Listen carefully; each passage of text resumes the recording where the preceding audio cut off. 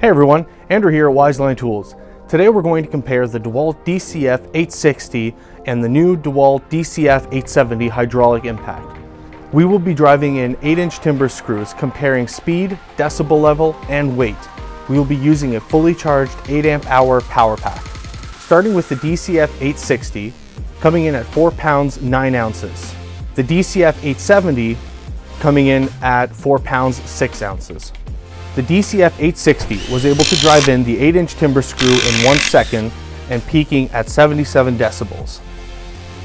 The DCF870 was able to drive in the 8-inch timber screw in 1.5 seconds, peaking at 75 decibels. There you have it. We hope this comparison has been helpful to you. Both impacts are available in-store and online at Wiseline Tools. Till next time, have a good one.